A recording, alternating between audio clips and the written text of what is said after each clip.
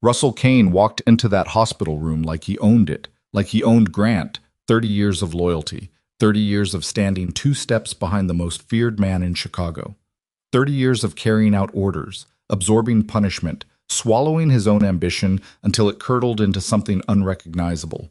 And then one Tuesday night, Russell decided he was done waiting. He made one phone call, 3 words. And 4 men with guns were waiting in the dark when Grant Holloway's car pulled off the expressway. Grant survived. He wasn't supposed to. Now Russell was standing in a hospital corridor, flowers in his hand, concern painted carefully across his face. And somewhere beneath the get well performance, the clock was already ticking on his second attempt. The nurse who saved Grant's life had no idea she was standing in the middle of it. She just thought she was doing her job. She was wrong. If this story already has your heart beating faster, you're exactly where you're supposed to be. Subscribe to this channel and follow along until the very end, because the stories we tell here don't slow down. Hit that like button, drop a comment with your city and country. I want to see how far this story travels. Now let's go back to the beginning. Whoa. The shift nobody wanted was the one Claire Whitmore took. It was 11:47 on a Tuesday night when her phone rang. Darlene, the charge nurse on overnight, calling from the hospital parking lot, voice tight with apology, explaining that her daughter had a fever of 104 and she needed someone to cover. Just until 6. Just a few hours. Claire was already in bed. She had worked a 10-hour day, eaten half a sandwich standing over her kitchen sink, and had exactly one thought left in her body, which was sleep. She said yes anyway. Not because she was a saint, because Darlene had covered for her twice in January when Claire's mother was in the hospital 2 states away, and the math on that was simple. She owed her. She pulled on her scrubs in the dark, drank cold coffee from the pot she hadn't bothered to clean, and drove to Hawthorne Memorial with the radio off because the silence was the only thing keeping her awake. The hospital at midnight had its own particular mood. The lighting was the same. The smell was the same. Antiseptic and something underneath it, something older and harder to name. But the pace was different, the energy compressed, the noise thinned out until you could hear the floor beneath your shoes and the mechanical breathing of ventilators and the occasional murmur of a patient who had lost track of the hour. Claire signed in, got the handoff from the night staff, and walked the floor once just to get her bearings. It was quiet. A few post-surgical patients, 2 elderly men being monitored for cardiac irregularities, a woman in her 40s who'd been admitted for complications from a procedure done 3 days earlier. Manageable. Routine. She was refilling supplies in the station alcove when the private elevator at the far end of the corridor opened. She almost didn't look up, but something about the sound of it, the weight of the footsteps, the way the men moved, more than one person, moving quickly but not running, the particular silence around them that wasn't really silence at all, made her turn around. 3 men in dark clothing, 2 of them supporting a third between them. The third man was big, broad-shouldered, somewhere in his 60s, his face the color of ash. He had his eyes open, but they were glazed, moving without focus. His shirt was dark, and Claire's brain processed the color before the information caught up. It was dark because it was soaked. She was already moving before she finished the thought. "I need a gurney, and I need it now," she said, loud enough for the desk behind her to hear. Then to the men, "What happened to him?" The taller one looked at her. His face didn't move much. "He was attacked." "When?" "An hour ago, maybe more." "What was he hit with?" A pause. "Multiple things." Claire didn't have time to process the evasion. She got to the patient and put her hands on him, checking his pulse at the neck, present, irregular, thready, and his breathing was shallow but audible.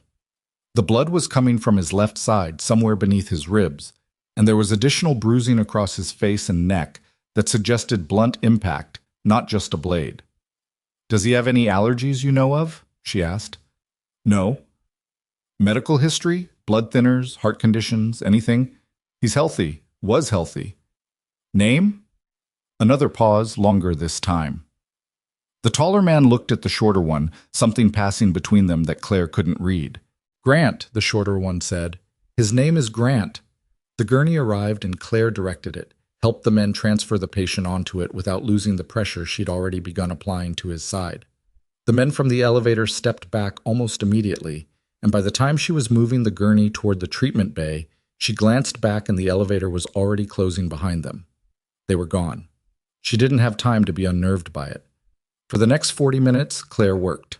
The attending physician on overnight was Dr. Reyes, who was 20 minutes out when Claire paged him, and in those 20 minutes she stabilized the bleeding, got 2 IV lines in, pulled blood for typing, and ran through every protocol she knew. By the time Reyes arrived and took over, the patient's pressure had come up from the floor and his breathing had steadied. Reyes looked at the chart she'd built in 40 minutes and said, "Good work." Claire said, "He's got at least 1 cracked rib and I'm worried about the spleen." Reyes nodded. He already had the imaging order in. Claire stepped back and let the room do what it was supposed to do. She stood in the corridor for a moment with her back against the wall and let herself feel the adrenaline drain. Her hands were steady. They always were, on the job. It was afterward that they sometimes shook when the body caught up to what the brain had processed. She didn't know who he was.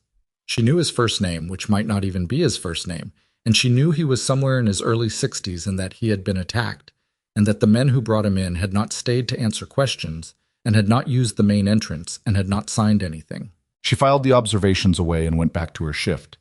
Patients had call lights on. Someone in 6 needed their pain medication adjusted. Someone in 9 had managed to pull out their IV in their sleep. The ordinary machinery of a hospital night, moving forward, indifferent to what had just arrived in the restricted bay at the end of the corridor. It was nearly 3 in the morning when Claire went back to check on him. Room 12. That's where they'd put him, a semi-private room at the far end of the floor, isolated by its position rather than any formal designation. The imaging had come back. The spleen was bruised but intact. The rib was indeed cracked, 2 of them actually, and there were contusions consistent with a significant beating. No internal bleeding beyond what they'd already addressed. He was going to live. She stood in the doorway for a moment before entering. The room was dim. The monitors threw their pale green light in arcs across the ceiling. He was lying with his eyes closed, his breathing slow, but even now, his big hands resting at his sides in the particular stillness of sedated sleep. Someone had put a blanket over him. His face in repose looked older than she'd estimated in the chaos of treatment. There were lines around his mouth and eyes that spoke of years of something. Pressure, weather, a life spent concentrating hard on things that didn't allow you to relax. She checked his IV, adjusted the drip slightly, noted his vitals on the chart. She should have left. Instead, she sat down in the chair beside the bed. She couldn't have explained why exactly. There was nothing clinically requiring her presence. His numbers were stable. The monitors would sound if anything changed. She had other patients, a whole floor of them, all of whom had call lights. But something about the room bothered her. Not the patient, the room itself. The particular emptiness of it. The fact that those men had carried him here and vanished. The fact that nobody had called ahead. The fact that there was no family, no emergency contact, no insurance card, no anything. Just a first name and a wound and 3 men who melted back into an elevator before anyone could ask them anything. She sat with that for a while. She wasn't afraid. She was something else. Unsettled in a way that felt less like fear and more like the feeling you get when you know a piece of information is missing but you can't identify which piece. She was still sitting there when his eyes opened. Not gradually. All at once, like a switch thrown. He didn't startle or reach out or make any noise. He simply opened his eyes and looked at the ceiling for a moment, and then turned his head and looked directly at her. His eyes were dark gray. She noticed that immediately. And sharp. Whatever sedative they'd given him, it wasn't touching the intelligence behind his eyes. "You're in a hospital," she said, keeping her voice level. "You're safe.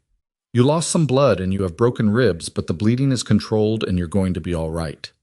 He looked at her for a long moment without speaking. "What hospital?" he finally said. His voice was rough, like he'd been using it hard for decades. "Hawthorne Memorial." He absorbed that. Something moved across his face, some calculation she couldn't read. "Who's here?" he asked. "Just me." Another pause. "The men who brought me." "They left," she said, "before we could get any information from them." She watched him process that. I didn't seem surprised. He seemed resigned, maybe, in a way that suggested the information fit a pattern he'd already been working through. "You stitched me up?" he asked. "I stabilized you. The attending physician handled the rest." But you were first. Yes. He was quiet for a moment. Then, why are you still here? Your shift? My shift runs until 6, she said. And it's my floor. I check on my patients. Not every nurse sits in the room. No, she agreed. Not every nurse does. She waited for him to push it further, to ask the obvious follow-up. He didn't. He just looked at her with those gray eyes, measuring something. Go back to your other patients, he said. It wasn't rude. It was careful, like he was trying to put distance between himself and something. I'll be back to check your vitals in an hour, she said. She stood up, made a note on his chart, and left. She thought about him the rest of the night. Not romantically, not even particularly warmly. It was more clinical than that. The puzzle of him, the absence of context, the strange arithmetic of a man who had been beaten half to death and delivered anonymously, and whose first conscious question was not where am I, or what happened to me, but who's here. That was a person who had learned to assess the room before he assessed himself. That was a particular kind of person. She'd met patients like that before, veterans sometimes, or people who'd lived in circumstances that required constant vigilance. People for whom safety was not a default state, but something that had to be actively confirmed. She filed the observation. She kept moving. At 4:15, she went back. He was awake this time when she came in, lying still, staring at the ceiling, and she got the sense he'd been awake for a while. She checked the monitors without speaking, adjusted his pillow slightly when she could see from the angle of his neck that he'd been lying wrong, wrote down his numbers. You didn't have to come back, he said. I know. The other nurse could have done it. She's got 6 patients in the East Wing. I've got time. He turned his head to look at her. What's your name? Claire. Claire. He said it once, like he was cataloging it. I'm Grant. I know. That's what the men said when they brought you in. Is that all they said? Your name and that you'd been attacked. Then they left. He nodded slowly. She could see him working something through behind his eyes, some internal calculation that she didn't have the variables for. I'm sorry they put you in this position, he said, and the formality of it surprised her. The precision. It wasn't an offhand apology. It landed like he meant it. What position is that? She asked. Whatever comes next, he said, for having been involved with me at all. She stopped writing, looked at him directly. What's coming next? He held her gaze for a moment. Nothing you need to worry about tonight, he said. She should have left it there. Professionally, clinically, that was the right move. His emotional state was not her department. His cryptic warnings were not her problem. She had other patients. Instead, she pulled the chair back over and sat down. You almost died tonight, she said. I know. Does that... She stopped, reconsidered, started again. Are you afraid? He seemed surprised by the question, like it had come from a direction he wasn't watching. Of dying? He asked. Of whatever put you here, of whoever did this to you. He was quiet for a long moment, and she watched him do something she hadn't expected from a man who presented the way he did. She watched him decide whether to answer honestly. No, he said finally. I'm not afraid of them. Then what?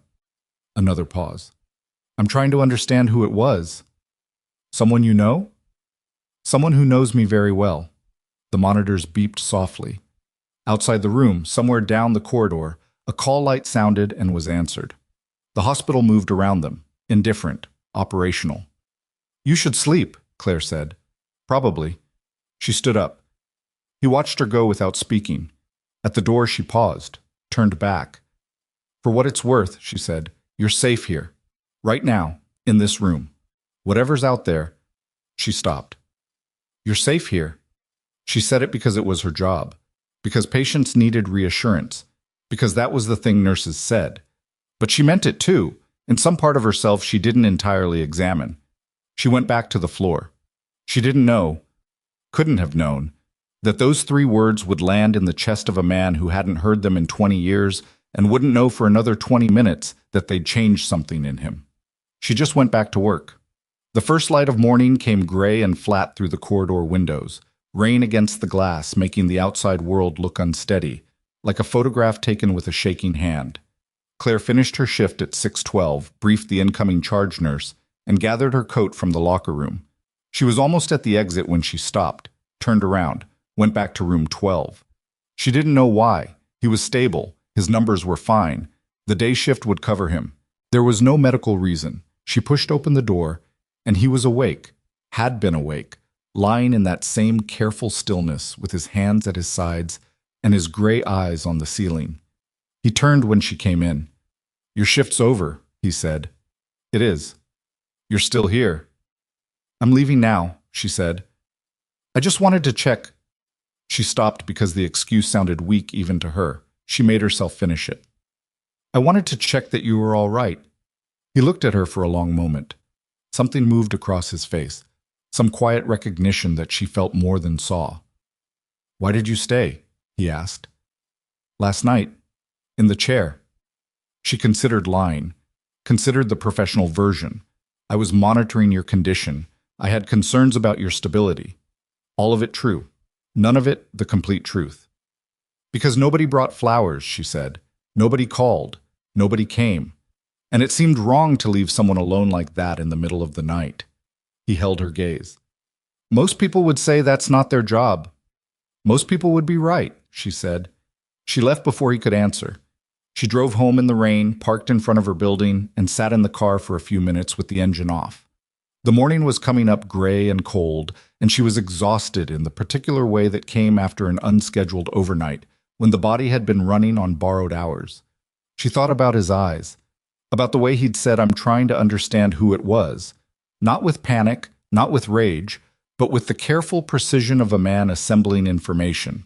She thought about how he'd said whatever comes next before she knew enough to ask what he meant by it. She thought, for the first time and not the last, that something about Grant Holloway didn't fit the shape she would have predicted.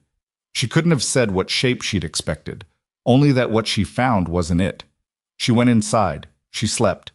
She was back at the hospital by 3 that afternoon for her regular shift, and she told herself she would not go to room 12 first thing. She went to room 12 first thing. He was awake and sitting up. He'd managed to negotiate himself into a position where he could see the door, which meant she knew immediately that he'd watched her walk in before she'd seen him. "You're back," he said. "I work here," she said. She checked his chart. The day shift had updated it. Vital steady, some movement, tolerated a light meal without issue. Good progress for someone who'd presented the way he had 12 hours ago. "The administrator came this morning," he said while she was reading. "Asked me some questions." "Standard procedure," she said. "Unscheduled admission with no intake paperwork." "I know." A pause. "I told them I'd had a fall." She looked up from the chart. He held her gaze, unapologetic. "A fall," she said. "That's what I told them." She put the chart down, looked at him the way she might look at a patient who was telling her the pain was a 2 when his body said otherwise. "Mr. Grant," she said. "Just Grant." "Grant." She stopped, chose her words. "The injuries you came in with are not consistent with a fall. Not with any fall I've seen, and I've been a nurse for 7 years. "No," he agreed. "They're not." "So you understand that your story isn't going to hold up to any significant scrutiny." "I understand that." "And you're telling it anyway?" "Yes." She looked at him for a moment. He looked back. Neither of them looked away. "All right," she said finally. She picked the chart back up. He was quiet for a moment, then, "You're not going to push it." "It's not my job to push it," she said. "My job is your medical condition. The rest of it is between you and whatever comes next." She paused. "To use your phrase." Something shifted in his expression, just slightly, like a window, briefly open. "You remember that?" "I remember most things patients say when they're half-conscious," she said. "It's a habit." He looked at her for another long moment. "Claire," he said. "Yes. Thank you for last night." She wrote something in the chart. "Get some rest. Your body used a significant amount of itself just staying alive. It needs more time than you're probably planning to give it." "Probably accurate," he said. She made her notes and left. In the corridor, she stood for a moment with her back against the wall outside room 12, and she became aware that her pulse had elevated slightly since walking in there. Not dramatically, not alarmingly, just present. The way it sometimes got when she was trying to solve a problem that didn't have a clear solution. Somewhere on this floor, she thought, there are men who came and went without a trace, and a patient who was nearly murdered and is lying about it to the administration, and something is going to happen next that I don't have the information to predict. She went and checked on her other patients, but she kept coming back. That was the thing she couldn't fully account for. She kept coming back. The second day started the way most second days do in a hospital, quietly, with the particular bureaucratic grinding of a system that needed paperwork to function and wasn't getting any. Claire heard about it before she saw it. Linda at the front desk mentioned it while Claire was clocking in, said something about the restricted file in room 12 getting flagged by administration for insufficient intake documentation, and that the patient had refused to provide insurance information or next of kin contact, and that someone from the fourth floor office had already been down twice to try to get a signature on something. "Did he sign?" Claire asked. Linda gave her a look. "What do you think?" Claire thought, no, she was right. When she got to room 12, Grant was in the same position she'd left him the day before. Sitting up, positioned so he could see the door, hands resting on the blanket with the careful stillness of a man who had learned to conserve energy the way other people conserved money. The difference was that this morning there was a hospital administrator's business card on the tray table beside him, face down, and the expression on his face suggested the conversation that produced it had not gone well for the administrator. "Morning," Claire said. "Morning." She checked his chart. The overnight nurse had noted some restlessness around 3 a.m., elevated blood pressure that had settled by 4 without intervention. He'd eaten breakfast. Minimal, but he'd eaten. "Administration came by," she said. Not a question. "3 times, he said. "And?" "And I told them the same thing 3 times. He paused. Politely. She looked at the business card on the tray. "They're going to keep coming." "I know. Eventually they'll involve the billing department and then risk management, and then it gets complicated." "I know that too." She put the chart down, looked at him the way she'd been trying not to look at him, the direct way that her instincts kept pulling her back to even when her professional judgment said to keep it transactional. "Is there someone I can call for you?" she asked. "Family, She paused. "Colleague, anyone." Something moved behind his eyes. A flicker of something that might have been amusement, might have been something darker. "No," he said. "There's no one you'd want to call." She absorbed that. "All right," she said. She started to go through his morning checks.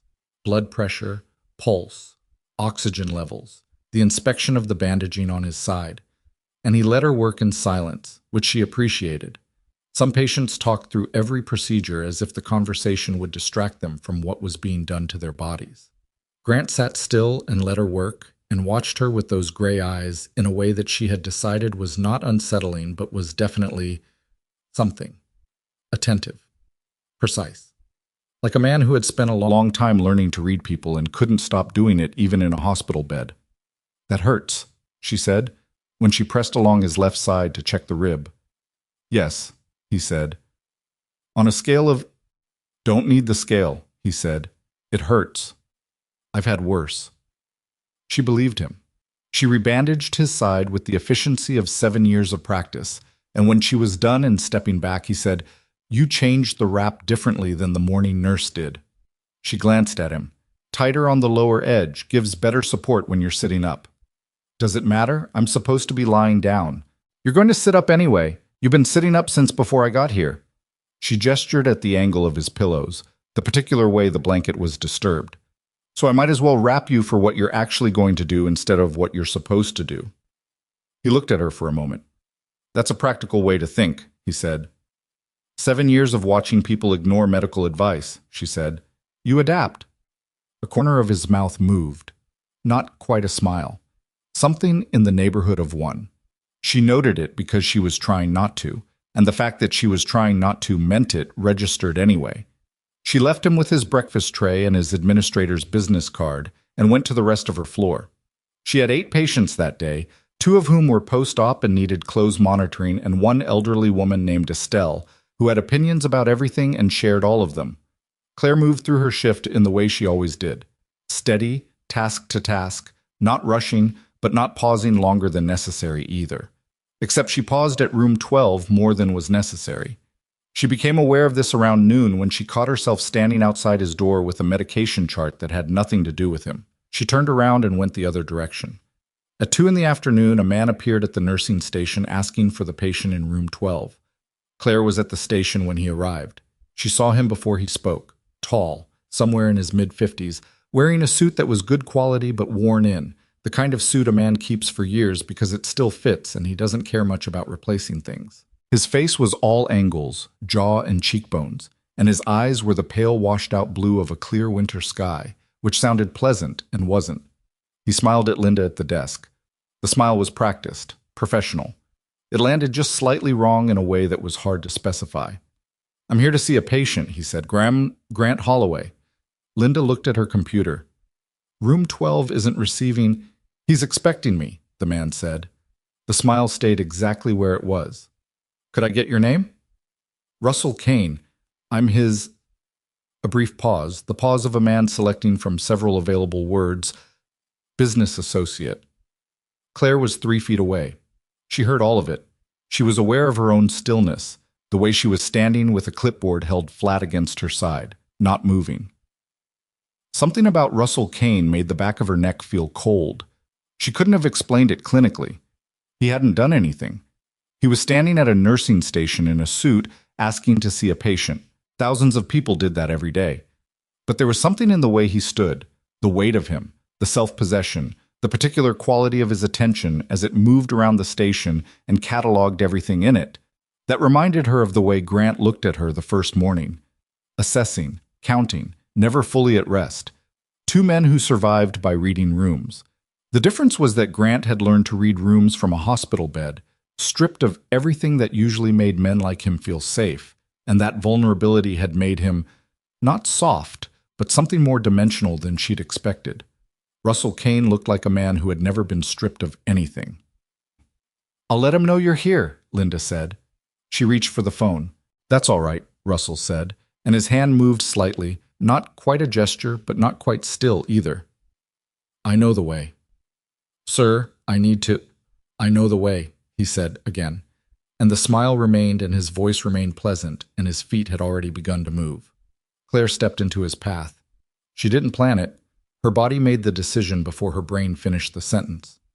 "Sir," she kept her voice even, "this is a restricted ward. No visitors without authorization through the front desk. That's hospital policy." He looked at her. Those pale eyes came to rest on her face with a quality of focus that she felt physically. "And you are?" "Claire Whitmore, registered nurse, and you're not authorized to be past this point." She kept her eyes on his. "If you'd like to take a seat in the family waiting area, I'll let the patient know you're here and he can decide if he wants a visitor." Russell Kane looked at her for 3 full seconds without speaking. Then he smiled again, different this time, less practiced, more real, and somehow worse for it. "Of course," he said. "That's completely reasonable. I apologize." He stepped back, took a card from his inside pocket and placed it on the desk counter. "Please let him know Russell is here. He'll want to know." He walked to the waiting area at the end of the corridor and sat down, and Claire watched him go and then turned to Linda, who was looking at her with wide eyes. "Call security," Claire said quietly. "Tell them we have an unauthorized visitor attempting to access a restricted room. Non-emergency. Just have someone available." Linda nodded and reached for the phone. Claire walked to room 12. She pushed the door open and Grant was already looking at the door when she came through it, which meant some part of him had been listening for exactly this, for some shift in the energy of the corridor, some change in the texture of the floor outside. "You have a visitor," she said. She kept her voice neutral. "Russell Kane." The change in Grant was immediate and subtle, and she would have missed it if she hadn't been watching. He didn't move. His expression didn't dramatically alter. But something went out of him. Some quality of ease that she hadn't fully recognized was there until it was gone. "He's in the waiting area," she said. "I told him I'd ask if you wanted to see him." Grant was quiet for a moment. "How did he find this hospital?" he said. He was talking to himself as much as to her. "He said you were expecting him." "I wasn't." Claire absorbed that. The cold feeling at the back of her neck intensified. "Do you want to see him?" she asked. Grant looked at her. "No." "Do you want me to have him removed?" A pause. Something working behind his eyes. "No," he said finally. "Not yet. Let him wait." "For what?" "For me to think," Grant said. She stood in the room for a moment, holding the door open with her back.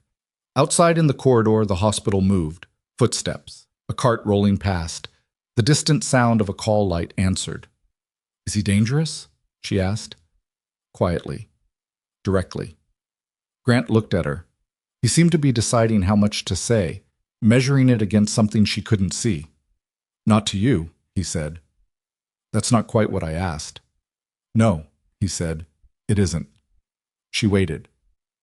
"Russell Kane has worked for me for 30 years, Grant said. He's been my most trusted lieutenant for the last 15 of them. A pause. "Yesterday I thought I didn't know who attacked me. This morning I was starting to narrow it down." Another pause. "Now Russell is standing in my hospital ward." Claire felt the weight of that settle. "You think he's the one," she said. Grant didn't answer. He didn't have to. "All right," she said. She straightened, made a decision. "He stays in the waiting area. I'll have security keep an eye on him. You tell me when you want him gone." "You're comfortable with that?" Grant asked. There was something in the question, not challenge, more like genuine uncertainty, the kind that came from someone who wasn't used to people helping him without negotiating a price first. "I'm comfortable keeping my patients safe," she said. "That's my job." She left him before he could respond. She went back to the station, confirmed with Linda that security had been notified, and then made herself focus on her other patients because she had 7 of them, and they all needed things that had nothing to do with room 12. But she checked the corridor every 20 minutes. Russell Kane sat in the waiting area for an hour and 40 minutes. He sat with the stillness of a man who was comfortable waiting, which was its own kind of information. He looked at his phone occasionally. He looked at the corridor. Once he looked directly at Claire across the length of the hallway, and the distance between them was 30 feet, and she held his gaze for a long second before turning away. At 4:15, he stood up, buttoned his jacket, and left. He didn't ask Linda anything on the way out. He didn't look back. He walked to the elevator with the measured pace of a man who had come, noted everything he needed to note, and was finished. Claire watched the elevator doors close behind him and felt the tension in her shoulders that she hadn't fully recognized until it began to release. She went to room 12. Grant was sitting on the edge of the bed. Actually sitting on the edge, feet on the floor, in direct and deliberate violation of every instruction he'd been given. His jaw was set, and his eyes were somewhere she couldn't see. "He left," she said. "I know." He'd been able to see the waiting area from this angle. She realized he'd managed himself to this position specifically so he could. "You need to get back in bed." "In a minute." "Now," she said, "those ribs are not decorative. You crack one into your lung and my morning gets significantly worse." He looked at her. A long moment. Then something shifted in his face, and he swung his legs back up with a controlled motion that she could see cost him. The slight compression of his mouth, the way he breathed through it deliberately. "Thank you," he said when he was settled, "for stopping him." He wasn't going to hurt anyone in a busy hospital ward. "Maybe not today," Grant said. The words fell into the room and sat there. "Tell me something," Claire said. She pulled the chair over and sat down, which she knew was not entirely professional, and did it anyway. How does a man spend 30 years building trust with someone and still not see it coming? Grant looked at her. The question surprised him. She could see that. Most people would have asked something more obvious. "What are you going to do? Are you scared? Why is he here?" She'd asked the one that was actually eating at him. "You think you see people clearly," he said. "You tell yourself that's what you do. That you survive by reading people better than they read themselves." A pause. "And then someone who stood next to you for 30 years decides you've had long enough. And you realize that the whole time you were reading other people, he was practicing on you." The room was quiet. "That's what's making you angry," she said. "Not that he did it, that you didn't see it." He looked at her. "Yes," he said. She nodded once. "For what it's worth," she said, "the people who are best at deceiving someone are usually the people who love them the most. Or used to." She paused. "Because they know exactly what you need to see." Grant was quiet for a long moment. "You talk like someone who knows that from experience." "I talk like someone who's been a nurse for 7 years and watched a lot of families." He accepted that. Didn't push further. She appreciated the restraint. She stayed another 10 minutes, adjusting his medication schedule, checking the wound again, doing the small, ordinary things that were her actual reason for being in the room. But the conversation had shifted something in the air between them, and they both knew it, and neither of them acknowledged it, and that felt right too. She left him at 5 o'clock. She was back at 6:30 because she couldn't stop herself, because the image of Russell Kane's pale eyes cataloging the corridor was still sitting in her chest somewhere, and because something about the way Grant had said not yet when she'd asked if she should have. Russell removed suggested there was a clock running on something she didn't know about. The corridor was different when she came back. She noticed it in the specific way that nurses notice changes in a hospital floor. Not one dramatic thing, but a texture difference, a slight alteration in the energy of the space. One of the floor aides was at the station looking at something on the computer with an expression that was trying to be neutral and wasn't quite making it. A man she didn't recognize was standing near the elevator bay, facing away from her, not clearly staff, but wearing clothes that didn't read as visitor either. Claire walked normally. She didn't stop at the station. She went directly to room 12, and as she passed the unfamiliar man near the elevators, she could feel his attention shift toward her and then away, the practiced casual glance of someone trained to watch without appearing to. She pushed into room 12 and shut the door behind her. Grant looked at her face and said, "What is it?" "There's a man near the elevator I don't recognize," she said. "He's not staff. He's watching the corridor." Grant's jaw tightened. "Describe him." She did. Medium height, heavier build, dark jacket, the particular stillness of someone standing still on purpose, rather than standing still because they had nowhere to be. "How long ago?" "I passed him 30 seconds ago." Grant was already moving, or trying to. He got himself to sitting, and she stepped forward instinctively, not to stop him, but to position herself between him and the door, an instinct she recognized as impractical and didn't correct. "There might be more than one," Grant said. He was thinking hard and fast, she could see it. Russell wouldn't come back with one man. That's not how he operates. "Why would he come back at all?" she said. "In a hospital." "Because I survived the first time," Grant said, "and he knows I'm lying in a bed with broken ribs and no one standing watch." He looked at her. "He came this afternoon to confirm I was here, to see the layout. The man by the elevator is reconnaissance." The word landed in the room with the weight of something very real and not at all clinical. "I need to call security," she said. "Yes." He paused. "But not from this room.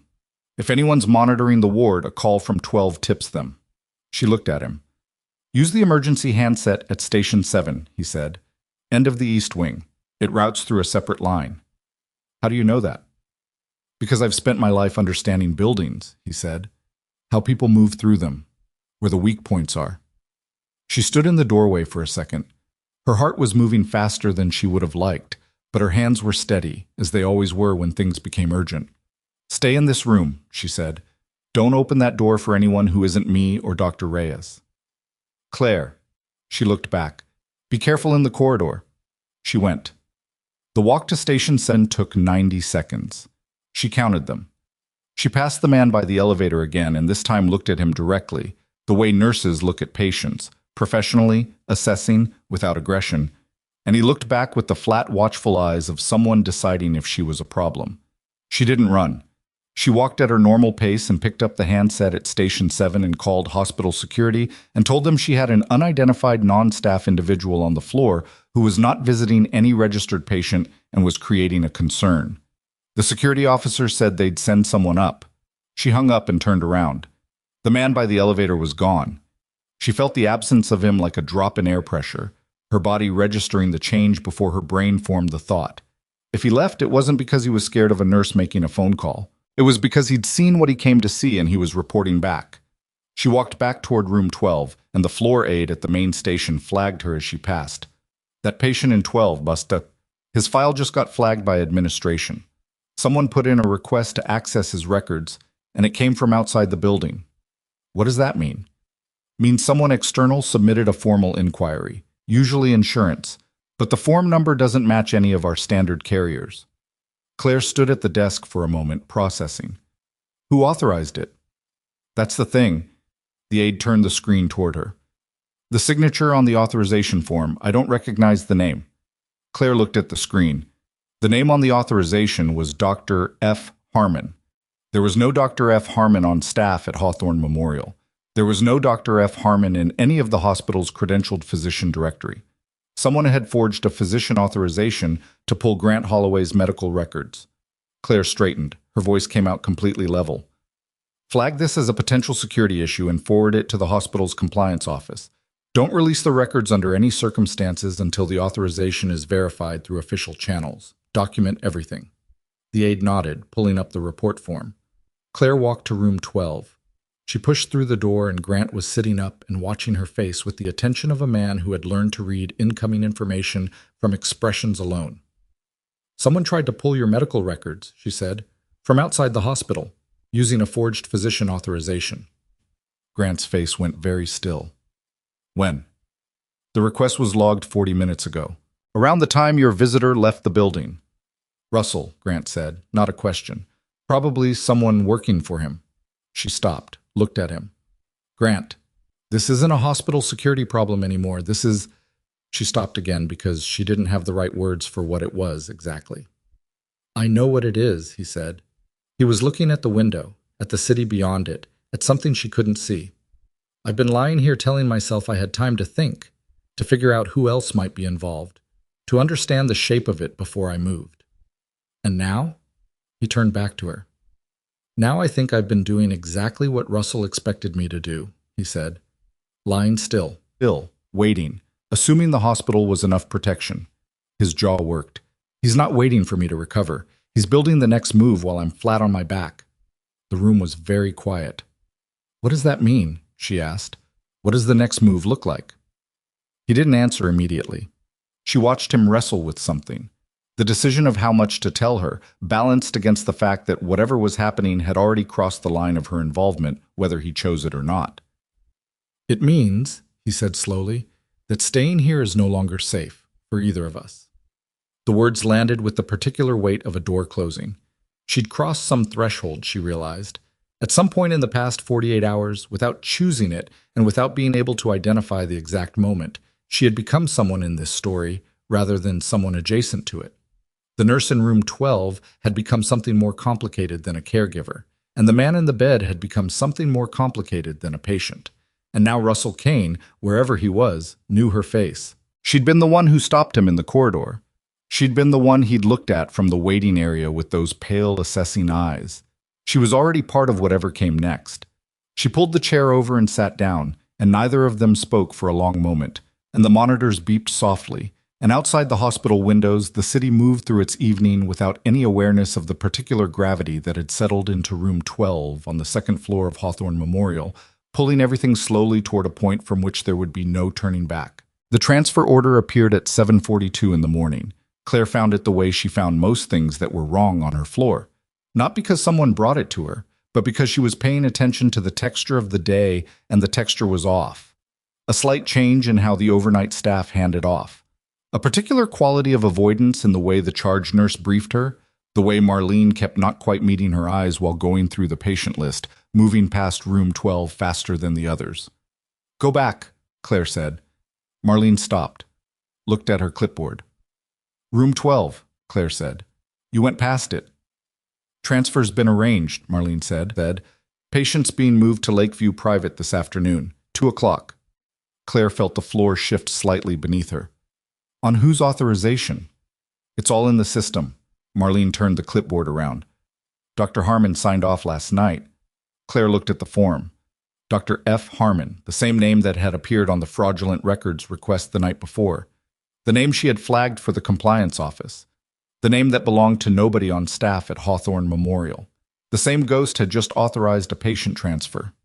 Who entered this? Claire asked. Her voice came out flat. Night shift logged it around midnight. It was in the system when I came on at 6. Has anyone verified the physician's credentials? Marlene blinked. It came through the standard. Has anyone verified them? Claire said again. A pause. Not that I know of. Claire handed the clipboard back and walked directly to room 12. Grant was awake. He'd barely slept, she could see that. The quality of his stillness was different from rest, more controlled. The stillness of a man who had been sitting with his own thoughts for hours and grinding them into something sharp. He read her face before she spoke. What happened? he said. Not a question. There's a transfer order in the system, she said. Moving you to Lakeview Private at 2 o'clock this afternoon, signed by Dr. F. Harmon. Grant went completely still. Not the controlled stillness of before. This was a different kind. The stillness of a man who has just had a piece of information confirm something he hoped was wrong. That's the same name, he said. Yes. The same name from the records request. Yes. He looked at the window. His jaw was working slightly, the way it did when he was processing something that had weight to it. She had learned this about him in 48 hours. The jaw, the eyes going somewhere internal, the slight compression of his hands against whatever surface they were resting on. Lakeview Private, he said slowly. Who owns it? It's a private facility. Specialty recovery. Who owns it? He said again. She didn't know. She said so. Find out, he said. Before 2 o'clock, find out who the ownership structure is on that facility. She could hear the urgency underneath the control, and she moved with it, because she'd learned in 48 hours that when Grant Holloway's voice carried that particular quality of compressed fear, it was worth listening to. She went to the station and started making calls. The hospital's legal and compliance office wasn't open until 8. She called anyway. She got a voicemail and left a message and hung up and called the main administrative line and worked her way through 2 transfers before reaching someone in risk management who was awake and willing to pull ownership documentation on a healthcare facility if she gave them a reason. She gave them the reason. She went back to Grant while she waited. He was standing up, actually standing beside the bed, one hand on the rail for balance, wearing the hospital gown and the particular expression of a man who had decided that lying down was no longer an option, regardless of what his body thought about it. You're going to tear the stitching, she said. I've torn worse, he said. Grant, I can't think lying down, he said. Not for this. I need to be able to move. She recognized that it was not a medical conversation and stopped having it. She moved the IV stand so the line had slack and wouldn't pull when he shifted his weight. And she positioned herself so that if his legs gave out, she was close enough to catch him, and she let him stand. He stood at the window and looked at the city. Chicago in the morning, gray-skied, the lake somewhere beyond the buildings throwing its cold light up into the cloud cover. The streets below were filling with the ordinary traffic of an ordinary day, people who had nothing to do with any of this moving through their lives, with the effortless innocence of people who had never been in a room with the weight that was currently occupying room 12. Russell's had 30 years to watch me operate, Grant said. He wasn't talking to her exactly. He was thinking out loud in a way that she understood was unusual for him, that the normal Grant Holloway processed everything internally and alone. He knows exactly how I respond to threats, exactly how I calculate risk, exactly what I'd do in this situation. What would you do? She asked. Lie still, gather information. Wait until I had a complete picture before moving. He turned from the window. Which means lying still and gathering information is exactly what he's counting on me doing. So the transfer is designed to happen before I have enough information to stop it, he said. He spent yesterday building it. The records request, the man on the floor, that was assessment. Building the transfer was the actual move. Where does the transfer go? She said. Not Lakeview Private, she meant beyond that. What happened after the ambulance pulled away from the hospital? Grant looked at her directly. Nowhere, he said. The transfer doesn't arrive. The words were simple and she understood them completely, and the cold that had been sitting at the base of her neck for 2 days reached her spine. Her phone buzzed. Risk management calling back. She stepped slightly away and took the call. The man on the other end had pulled the ownership documentation, and he walked her through it with the careful bureaucratic precision of someone reading from a screen. Lakeview Private Medical Center was registered to a holding company called Meridian Health Partners, LLC, incorporated in Delaware, which was in turn owned by a parent entity called Northgate Capital Group. She asked him to hold, turned to Grant. Northgate Capital Group. Grant's face changed. She'd seen several versions of Grant's face in the past 2 days. Controlled, calculating, briefly open, occasionally something in the neighborhood of warmth. She hadn't seen this one before. This was the face that existed underneath all the others, the one that came up when something hit him so directly that the layers over it couldn't respond fast enough. It was the face of a man looking at something that hurt him. Northgate, he said. His voice had changed too, lost some of its precision. She thanked risk management and ended the call. "What is it?" she asked. He turned back to the window. His hand on the rail tightened. "I set up Northgate," he said, 15 years ago, as a legitimate investment vehicle." A pause. "I put Russell in charge of it." The room was quiet. "So he already owned the facility," she said. "He's been building toward this for longer than I understood," Grant said. "The facility isn't something he put together after the attack. It's been there, waiting." He stopped. 15 years, Claire. I handed him the infrastructure and told him to run it, and never looked at it again because I trusted him." She heard something she hadn't heard before in his voice. Not fear, not anger, something that lived below both of those. "You couldn't have known," she said. "No," he said. "That's not—" He stopped, started again. His jaw was working. "I should have known. That's the thing. That's the part I can't get past." He turned to look at her, and his eyes were stripped of the careful distance he usually kept in them. "I built an organization that runs on knowing, on reading people, on never being the one caught without information. That's the only reason I survived this long, the only reason any of it worked. And for 15 years I had a man right next to me who was building something else and I didn't see it." She didn't try to comfort him. She understood instinctively that comfort was not what this moment required. "What did you see instead?" she asked. He was quiet for a long moment. "Loyalty," he said. And the word came out different from how it would have sounded 2 days ago. Smaller, more damaged. A knock at the door. They both turned. The door opened before either of them spoke, and a man came in. Not staff, not medical, wearing a suit with the jacket open, and Claire recognized the pale eyes a half-second before the rest of him assembled into the image she had stored, Russell Kane. He'd come through the service entrance. That was the only explanation for how he'd gotten past the station without Linda paging room 12. 48 hours of watching the floor's layout, and he'd identified the gap.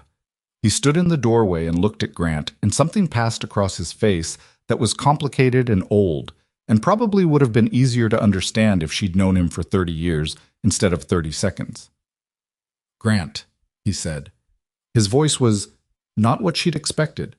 Not cold, almost gentle. Grant looked at him the way a man looks at something he has been preparing to look at and still isn't ready for. "Russell," he said. Russell's eyes moved to Claire. A brief assessment. She held herself still. "You should step out," Russell said to her. Pleasantly. Reasonably. The voice of a man who is accustomed to being obeyed without confrontation. "She stays," Grant said. Russell's eyes came back to him. "This is a private conversation." "Then it'll be private with a witness," Grant said. "Step in and close the door." A pause. Russell came in. He didn't close the door all the way, left it open 2 inches, which was its own kind of information. He either expected company or wanted the option to leave quickly. He stood in the middle of the room and looked at Grant with those old eyes, and something about the way he was standing was wrong. She couldn't specify it immediately. He was standing the way he'd stood at the nursing station, the weight of a man who was comfortable in his own body, in control of his own space. But his hands were wrong. His hands were too still, the kind of still that came from conscious effort rather than actual calm. "You look better," Russell said. "I've had good care," Grant said.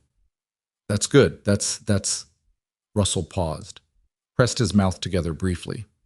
"I heard about the transfer this morning. I want you to know I had nothing to do with that." The lie landed in the room and sat there. "No?" Grant said. "Someone's using your situation to make a move. The Harmon name, the records request. I've been trying to trace it since last night. I came here because I wanted to tell you in person." Grant looked at him. 30 years, Grant said. Russell nodded. 30 years. "You know what I've always said about loyalty?" "Yes." "That it's not a virtue," Grant said. "It's a structure. It holds weight or it doesn't, and you don't find out which until you put something heavy on it." Russell's hands shifted slightly. The conscious stillness briefly broke and reformed. "Grant, Northgate Capital," Grant said. The name landed like a stone dropped into still water, and Claire watched the rings of it move across Russell's face. The brief flash of something, quickly controlled, the jaw rebalancing, the eyes settling into a new position. "What about it?" Russell said. carefully. Who currently controls the day-to-day operations? I do. You know that. And Lakeview Private Medical Center? It runs under Northgate? A pause. There's a lot of subsidiary structure under Northgate, Russell said. His voice had changed. Just slightly. I'd have to look at the specific... Russell. Grant's voice was very quiet. Don't. The room was completely still. Russell looked at Grant for a long moment. The careful expression held. The hands were very still again. Then something went out of him. The performance of it, the maintenance of it. And what was underneath wasn't quite what Claire expected. She'd expected coldness, calculation. The blank face of a man who'd planned something terrible and was committed to it. What was underneath looked like exhaustion. You were supposed to die in the car, Russell said. Just that. Flat. Final. Like a man setting down something heavy he'd been carrying for a long time. The oxygen went out of the room. Grant didn't move. The men I hired were the best available, Russell said. 4 of them. They knew the route. They knew the timing. They knew to make sure. A pause. You weren't supposed to be in a hospital. You were supposed to be at the bottom of the river, and I was supposed to be managing the transition. The transition, Grant said, to what came next. Russell's voice carried something she couldn't fully name. Not pride, not grief. Somewhere in the damaged territory between them. I've been running the organization for 15 years, Grant. Practically. Operationally. Every decision that kept it alive this decade came through me. Every alliance. Every negotiation. Every time someone pushed and we pushed back. That was me. He stopped. And you got the credit because your name was on the door. I built the door, Grant said. And then you stopped building, Russell said, and his voice cracked slightly, the first real emotion she'd heard in it. You got comfortable. You got careful. You stopped being willing to do what had to be done and started managing, holding, maintaining what existed instead of... He stopped. The organization needed to grow or it was going to contract and eventually die. And you couldn't see it because you were too busy holding on to what you had, and I couldn't watch it happen. So you decided to kill me. I decided to take what was already mine in every way that mattered. Grant was quiet for a moment. When he spoke, his voice was very level. The particular level that she now understood was not calm, but the shape that fury took in a man who had spent decades learning to contain it. You arranged the attack, he said. You arranged the false transfer. The man outside my room last night, yours? Russell said nothing, which was its own answer. How many people inside the organization? Grant asked. Enough. Names. No. Russell. No, Russell said again, and something hardened in him. We're past names. We're past that conversation. He looked at Grant with those exhausted eyes. You survived once. The transfer today was going to correct that. Since that's apparently not... He glanced briefly at Claire. Going to proceed as planned, we need to discuss what comes next. What comes next, Grant said, is you telling me everything. Or what? Or I make a phone call, Grant said, right now, to 3 people who are not Russell Kane and not under your influence, and by tonight you won't be able to move in this city without someone watching you. Russell looked at him. You don't have your phone, he said. Claire reached into her pocket and held up her phone. Russell's eyes moved to her, stayed there. You have no idea, he said to her, quietly, with something that sounded almost like pity, what you've put yourself in the middle of. I know exactly what I've put myself in the middle of, she said. And I'm still here. Something moved across. You have your life, Grant said, which is more than you left me with. The 2 men looked at each other across the room, and 30 years of something moved between them. Not warmth, not exactly, but the accumulated weight of time spent inside the same orbit, which was its own kind of bond regardless of how it ended. Russell's hands went into his pockets. Claire's body tensed.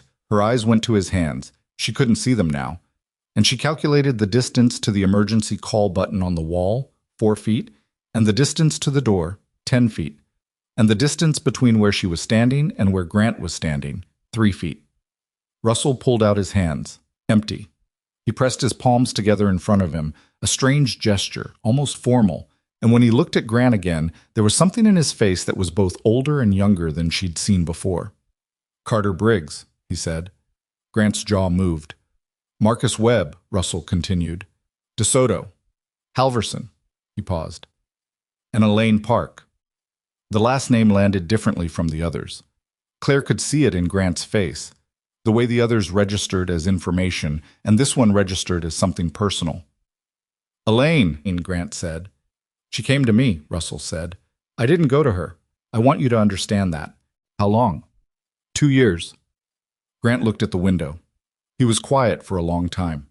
Whatever Elaine Park meant to him, she was watching him absorb it, watching the layers of it settle through him the way something heavy settles through water, slowly, visibly, touching everything on the way down.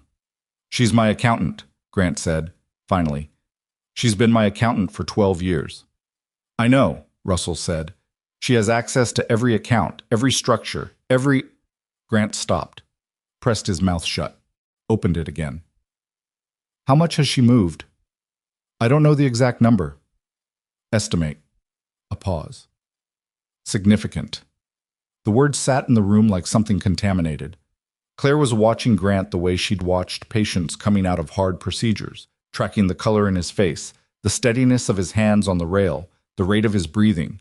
Not because she thought he was going to collapse medically, because she was watching a man take damage of a kind that didn't show up on monitors, and she needed to know how much he could carry before something gave. He was carrying a lot. He'd survived an ambush. He'd survived 2 days in a hospital bed. He'd identified his best lieutenant as his attempted murderer. He'd learned that the infrastructure he handed that lieutenant had been used to build the mechanism of his death. And now his accountant of 12 years, 2 years of access, 2 years of moving money, of understanding the structure better than almost anyone alive. She'll have the offshore routing, Grant said, quietly, like he was thinking aloud and had forgotten she was there. If she's been working with Russell, she knows where the reserves are, where the liquid assets are. She can empty it in 48 hours if she moves today. He looked at Russell. Has she started? He said. Russell said nothing. Has she started, Russell? I don't know, Russell said. I came here to... He stopped, started again. I came here because the transfer fell through and I needed to assess the situation, Grant said. Yes. His voice was very quiet now, very still. You came here to see what was salvageable, whether I was a problem that still needed solving or a problem that had solved itself. He looked at Russell for a long moment. Which is it? The question settled between them. Russell looked at the man he had tried to kill, lying in a hospital bed with broken ribs and an IV in his arm, and a nurse standing 3 feet away, and something worked its way through his face that she would spend a long time thinking about afterward, trying to name it. I don't know, Russell said, and this time she believed him, which was somehow the most frightening thing he'd said. Grant turned to her. His eyes found hers, and she could see what was behind them. Not panic, not collapse, but the specific expression of a man who has just had the full shape of something land on him and is deciding in real time whether he is capable of carrying it. I need you to do something, he said. Tell me. I need you to call the nursing station, he said, and tell them there's a visitor in room 12 who has been behaving erratically and needs to be escorted from the floor. She looked at Russell. Russell looked at Grant. You're going to have me removed, Russell said. I'm going to have you detained, Grant said. There's a difference. He held Russell's gaze. You're going to sit in a room and you're going to wait. And before tonight is over, I'm going to know every name and every number and every account and every piece of what you've built over 15 years. Because you're going to give it to me. A pause. And you're going to give it to me because the alternative is that Elaine Park empties every account you were both counting on before you get anywhere near them. And you came here today because something in you knows that I am the only person left who might be able to stop that from happening. Russell's mouth opened, closed. The pale eyes moved, calculating, recalculating, running through something fast. That's why you came, Grant said. Isn't it? Not to assess the situation. You came because it's already gone sideways and she's moving faster than you planned for, and you don't have the access code she has, and you needed me awake and functional, and you needed me to... He stopped. Something changed in his face. The last piece landing. She doesn't know you're here, Grant said. Elaine doesn't know you're here. Russell's stillness became something else entirely. Claire was already moving toward the call button on the wall, her hand reaching for it, when the door to room 12 swung fully open and two men she had never seen before stepped into the room, and the situation she had spent 2 days standing at the edge of stopped being something she was adjacent to and became something she was standing in the center of, with no clear path to the door and the call button still 18 inches from her hand, and Grant Holloway behind her with broken ribs and an IV line and nothing between any of them and what came next except the particular quality of her own nerve, which she had never had cause to fully measure until this precise and terrible moment. The two men filled the doorway and the room got smaller immediately. Claire's hand was 18 inches from the call button, and she covered 12 of them before the taller one said, "Don't," in a voice that wasn't loud and didn't need to be, and she stopped. Not because she was afraid. She was afraid. Her heart was doing something percussive and unpleasant behind her sternum. But because she was calculating, the same way she calculated in emergencies, and the calculation said that 12 inches wasn't enough. She stood still. The two men stepped fully into the room. The taller one had the particular build of someone who had been large his whole life and learned to use it. Not a performer's build, not a gym build, but the kind that came from decades of physical work and physical consequence. His face was flat and watchful. The shorter one was younger, mid-30s maybe, with the jumpy attention of someone still working on containing his own adrenaline. Russell hadn't moved. That was the thing she noticed. Russell was standing exactly where he'd been standing, and he hadn't turned toward the door, hadn't reacted, which meant he'd known they were coming. Whatever uncertainty had been in his face a minute ago, whatever genuine fracture she'd thought she was seeing, there was a layer underneath it she hadn't reached. "You called them," Grant said. Not a question. Russell turned to look at him. "When I came in. Before I came in." A pause. "I told you I needed to assess the situation. And you've assessed it. You're functional," Russell said. "More functional than I'd hoped." Something moved in his face. Not quite regret, but adjacent to it. "That changes things." The taller man stepped toward Grant. Claire stepped sideways, instinctively, putting herself at an angle that wasn't quite between them, but wasn't not between them either. The taller man looked at her. "Lady," he said, "stand aside." "This is a hospital," she said. Her voice came out steadier than she felt. "There are people 20 feet away from this room, security on this floor, cameras in the corridor." "Cameras went down 4 minutes ago," the shorter one said. Then he glanced at the taller one like he hadn't meant to say it out loud.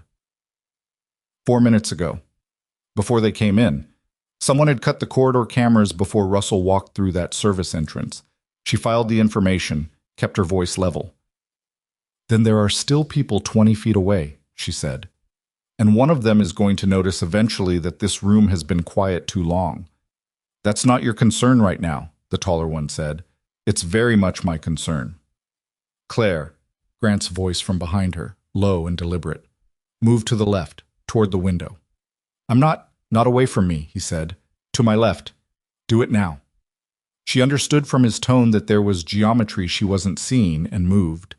She stepped left, toward the window, and as she did, she could see what Grant had seen. The angle between the two men, the way they'd positioned themselves, and the fact that from where she'd been standing, she was in the direct line between them and Grant, which was where she was least useful and most in the way. From the window, she could see the IV stand. She could see the monitor cart beside the bed. She could see the distances. She was already thinking about them. "Russell," Grant said. He hadn't moved from beside the bed. His hand was still on the rail.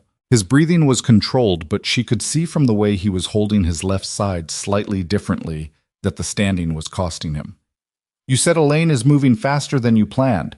How long do we have before she completes the transfer?" Russell looked at him. "Why would I tell you that?" "Because if she completes it, you get nothing," Grant said. "Whatever arrangement you had with her, whatever her percentage was, she doesn't need you anymore once the money moves. You know that. You've known that's the risk since you brought her in." Russell's jaw moved. "How long, Russell?" 24 hours, Russell said. "Maybe less. She started the routing 2 days ago." "When I was admitted." "When you survived," Russell said. "That was the trigger." Grant absorbed that. "She was your contingency." "She was insurance," Russell said, "in case the organization needed to be restructured. In case I survived and came after you." "Yes." The taller man was still watching Claire. She was aware of his attention on her the way you were aware of a heat source, directionally, physically, without needing to look directly at it. "So you need me to stop her," Grant said. "You're the only one with override access to the primary accounts," Russell said. "She can route the subsidiaries, the operational accounts. But the core reserve, the one you set up in 2019, that requires biometric plus a 12-digit rotating code that only you have. And you need access to the core reserve." "Without it, I have nothing," Russell said. And the nakedness of it, the admission delivered in a hospital room while two men stood ready to ensure the admission produced the desired result, landed in the space between them with a kind of terrible honesty. Grant was quiet for a moment. Claire was measuring the distance to the IV stand, approximately 5 feet. The stand itself was aluminum, lightweight, on casters. The monitor cart was heavier, maybe 40 pounds, on a fixed base. The call button was on the wall, still 6 feet from where she now stood. "You tried to kill me," Grant said, "and now you need my help." "Yes," Russell said, "and these two men are here to ensure I'm motivated to provide it." Russell didn't answer. The answer was in the room. "Then we have a problem," Grant said, "because I'm not giving you anything while they're standing in my room." "Grant, get them out," Grant said, quietly. "Or this conversation ends, and we all wait here until someone notices, and your 24-hour window becomes a problem you can't solve." The two men looked at Russell. Russell looked at Grant. The calculation was visible, the weighing of leverage, of time, of what Grant might do versus what he couldn't do, a man with broken ribs and an IV line, and a nurse who'd proved she would make noise rather than stand quietly. "Outside," Russell said to the men. "The corridor." The taller one started to object. Russell said "outside" again, with a precision that ended the objection, and the two men moved toward the door with the unhurried pace of men who were leaving because they chose to, not because they were required to. The door closed. The room had 3 people in it, and the specific quality of silence that followed a threat that hadn't resolved but had paused. Claire turned to Grant. He was grayer than he'd been 3 minutes ago. Standing still and being threatened cost him differently than lying still and being monitored, and the color in his face had paid the difference. "Sit down," she said. "Not yet." "Grant, not yet," he said again, and his voice had a quality she recognized from patients who were running on the last of themselves and needed 60 more seconds to finish something before the body's accounting came due. He looked at Russell. "The phone," he said to Claire without looking at her. "Give it to me." She handed him her phone. He dialed a number from memory. It rang twice. The voice that answered was older, male, gravel-voiced. "It's Grant," he said. "I need you to listen and not speak. Elaine Park is moving the reserves. She has access to everything below the primary tier. You need to freeze the secondary accounts, all of them, every subsidiary, everything routed through the Meridian structure, within the next 30 minutes. Can you do that?" A pause. He listened. "I know it's not standard. Do it anyway." "Yes, I'll explain everything. Just freeze it." Another pause. "And call Marcus Webb's parole officer. Tell him Marcus has violated the terms." A brief pause. "Because he has. Trust me on that." He ended the call and lowered the phone. Russell's face had changed. "You have someone outside the organization," Russell said. The surprise in his voice was genuine, which meant Grant had hidden this correctly. "I have several someones," Grant said, "which you would have discovered if you'd given me a reason to use them before now." He looked at Russell steadily. "The secondary accounts are freezing. Elaine can still access the subsidiaries, but the movement she's planned for won't be possible. She's going to discover that in—" He glanced at Claire's phone. "Approximately 20 minutes when her routing attempts fail." "Then she'll run," Russell said. "Yes," Grant said, "she'll run. And when she runs, she'll be running without the money, which means she's a liability to you and not an asset." A pause. "Which means you don't need to maintain whatever arrangement you had with her. Which means you might consider who currently has more to offer you." Russell looked at him for a long moment. "You're negotiating," he said, "right now, like this." "I'm always negotiating," Grant said. "You should know that by now." Something crossed Russell's face, something old and almost admiring before it hardened back over. The door opened. The taller man put his head in. "Russell, we've got a situation." "What situation?" "Building security is making a sweep. Someone called it in. Russell turned to look at Claire. She looked back at him. She hadn't been near a phone for the last 10 minutes. She had handed her phone to Grant, but she had been standing near the emergency call panel at the window, the silent alarm panel, the one that connected directly to the security desk and didn't make any sound in the room when activated. The one she'd pressed with 2 fingers while stepping sideways as Grant told her to. Russell understood it a half-second before the taller man did. The taller man's hand went to his jacket. Grant let go of the bed rail and moved. And what he did next was something Claire didn't fully follow, because it happened in the compressed time of something very fast. He was across the space between himself and the monitor cart, and the monitor cart was moving. The heavy, fixed-base monitor cart that she'd noted weighed 40 pounds. And it wasn't on casters, so it didn't roll, but it tilted and fell with the weight and momentum of a man with 30 years of violence in his body, putting everything remaining in him behind it. And the sound it made was enormous in the small room, and the taller man went down with it, and the noise of that was something she would hear in her sleep for a long time. The shorter man was moving toward Grant. Claire was already moving toward the shorter man. She did not do anything dramatic. She was not trained for drama. She was trained for hospitals, which meant she understood anatomy, which meant she knew that the human knee bent in one direction and not the other. And she understood how to use her body weight, and she'd grown up with 2 older brothers who hadn't been careful about what they taught her. And the shorter man was not expecting the nurse to be a problem, which was the last mistake he made before she put her heel behind his knee and her shoulder into his chest, and he went into the wall hard enough to rattle the window in its frame. He slid down the wall. She stood over him, breathing hard, and her hands were shaking now, finally, the adrenaline making its accounting. The room was very loud with the aftermath of things that had fallen. Russell was standing in the middle of it, exactly where he'd been standing, and he hadn't moved to help either of his men, which told her something about Russell Kane that she already suspected but now confirmed. He was a man who survived by making other people expendable, and the habit was too deep to break even in a crisis. Grant was on one knee beside the monitor cart. He'd gone down with the effort of moving it, not from a blow, but from the simple physics of a body with broken ribs that had just exerted itself past what the body could reasonably support. He was breathing through his teeth, the jaw set hard, and one hand was pressed flat against the floor. Claire crossed the room to him. "Don't touch it," she said, meaning his side, meaning, "Don't let him try to assess his own ribs right now, because that would hurt him in a way that would take him out of the conversation." "I'm fine," he said. "You're not fine. Can you get up?" "Give me a second." "We don't have a second." She could hear footsteps in the corridor, multiple sets, the security sweep coming closer. "Grant, up!" She got her arm under his, and he came up with a sound that he tried to suppress and didn't entirely, and she got him to the bed, and he sat on the edge of it, and his face was the color of old concrete, and she could see from the way he was breathing that the rib situation had gotten worse. She turned to Russell. "Sit down," she said, "in that chair, and put your hands where I can see them." Russell looked at her. "I'm calling for medical assistance," she said. "When security gets here, you're going to sit in that chair, and you're going to be quiet." And then she looked at Grant, who was breathing carefully, methodically, managing his own pain with the focused inwardness of a man who'd done it before. "And then we're going to have a very different kind of conversation." Russell sat. She went to the door and opened it, and 2 security officers were already in the corridor, 20 feet away, moving fast.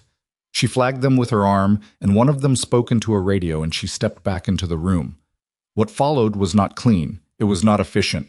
It was the particular chaos of a situation involving 2 men on the floor, one of whom was conscious and furious, and the other of whom was groggy and confused, and a third man sitting in a chair with his hands visible, who was somehow the calmest person in the room, and Grant on the bed managing broken ribs through sheer concentration, and Claire standing in the middle of all of it directing traffic because someone had to, and it turned out to be her. She told the security officers what she knew in the order that mattered: unauthorized individuals, restricted floor, patient in physical distress. She did not tell them everything. She told them enough. Chicago PD arrived 11 minutes later. Claire had been a nurse for 7 years, and she had called the police exactly twice in that time, once for a domestic situation and once for a patient who she believed was a danger to himself. This was different from both of those, but the mechanics of it were familiar enough. The way the room got more complicated when official presence entered it, The way language changed, became careful, became loaded with implication. The officers took statements. They took positions. They separated the people in the room into the category of people who needed medical attention and the category of people who needed to answer questions. And Russell Kane ended up in the second category, which was correct. He sat in the chair and answered questions with the controlled, minimally committed responses of a man who had been in rooms with law enforcement before and understood that volume of speech was inversely proportional to safety. He gave them his name. He declined everything else. Claire stood near the window while the room filled with official process. She was aware of Grant on the bed behind her, could hear his breathing, had been monitoring it, slightly labored but stable, the ribs painful but not newly catastrophic as far as she could assess from sound alone. At some point, he said her name. She turned. He was looking at her with the gray eyes that she had spent 3 days learning to read and still didn't fully understand, and the expression in them was something that the situation around them made complicated to look at directly. "You pressed the alarm," he said. "Yes." "When I told you to move to the left?" "Yes." He looked at her for a moment. "I told you to do that so you'd be out of the line. I know why you told me," she said. "I moved and I pressed the alarm. I can do 2 things. Something happened in his face, the corner of his mouth. Not a smile exactly. The situation was not a smiling situation, but the specific movement that she'd cataloged the second morning, the thing in the neighborhood of 1. "Yes," he said. "You can." One of the police officers approached her with a notepad, and she turned her attention to him, and the conversation that followed was detailed and took 20 minutes and required her to be precise about things she had witnessed and careful about things she had only inferred, and she was both. She did not mention Northgate Capital Group. She did not mention Elaine Park. She did not mention the account structure or the biometric codes or the primary reserve. She mentioned unauthorized entry, physical threat, assault of a patient, and the forged transfer documentation that she had already flagged with compliance. She gave them Russell Kane's name and description and the name she'd heard Grant use on the phone, Marcus Webb, DeSoto, Halverson, and let the officers do with those what the officers would do. When the officer was done with her, she went and stood near Grant's bed. The room had thinned out. The 2 men from the floor had been removed by officers, one on a stretcher and one on his feet with his hands behind his back, and Russell was sitting in the corridor now with an officer beside him. And the remaining officer in the room was examining the overturned monitor cart with an expression of someone trying to reconstruct a sequence of events from physical evidence. "How bad is it?"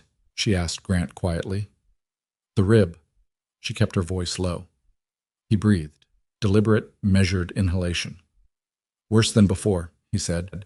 "Not as bad as it's going to be in about an hour when the adrenaline stops. I'm going to have Dr. Reyes come up. In a minute." "Grant, in a minute," he said. "I need to think for a minute." She gave him the minute. I used it staring at the ceiling and processing something internal, running through it the way she'd watched him run through things since the first night, with the focused, grinding concentration of a man doing math that had consequences. "Elaine is going to run," he said finally, "when the routing fails." "You said that." "She's going to run, and when she runs, it's going to break something in the organizational structure that Russell won't be able to hold together because the money was the thing holding it together. And without the money, the men who've been working for Russell's promise and not my track record are going to start asking questions Russell can't answer." He paused. "And when that happens, the people inside the organization who are still loyal to me, who didn't know what Russell was doing, they're going to need someone to step into the vacuum." "And that someone is you," she said. He was quiet. "That's how it works," he said. "That's always how it works. You remove the head and the body needs a new one. Except you're lying in a hospital bed with an IV line and a broken rib," she said. "2 broken ribs," he said. "Probably 3 now." "3 broken ribs," she said. "Yes." She looked at him. He was still staring at the ceiling, and she understood from his expression that the conversation wasn't about logistics. He was telling her something else, working toward it in the sideways way he worked toward things that were hard. "You don't want to do it," she said. "Step into the vacuum." He turned his head and looked at her. 3 days ago," he said, "that would have been automatic. The next move, the obvious move, the only move. You take back what's yours. You demonstrate to everyone who was watching that the attempt failed and the structure holds, and you're still the one at the top. And now? He looked at the ceiling again. "Now I'm lying in a hospital bed in a room where someone just died trying to kill me," he said. "And the man I trusted most in the world turned out to be the person who put me here, and my accountant has been moving money for 2 years, and I'm looking at going back to what I came from." He stopped. "And?" she asked. "And I'm not sure what I'm going back for," he said, very quietly, like the thought was new and he was still checking whether it would hold weight. The police officer with the notepad had moved to the corridor. The room was almost quiet. Claire stood beside the bed and didn't say anything, because the things she could have said were the easy things, the ones that sounded right but didn't cost her anything. And she'd learned in 7 years of nursing that people in hospital beds didn't need the easy things. They needed someone to stand there while the hard ones settled. She stood there. Grant breathed. The monitors that hadn't been knocked over continued their soft mechanical record of his existence. "I need to make another call," he said eventually. She handed him the phone. He looked at it, didn't dial. "The person I'm calling," he said, "is someone I've been avoiding calling for 15 years. Someone who's been trying to get me to change direction." He paused. "I always told him the time wasn't right, that there were things to settle first, debts to clear." Another pause. "He's been patient." "Call him," she said. "If I make this call," Grant said, "I can't unmake it.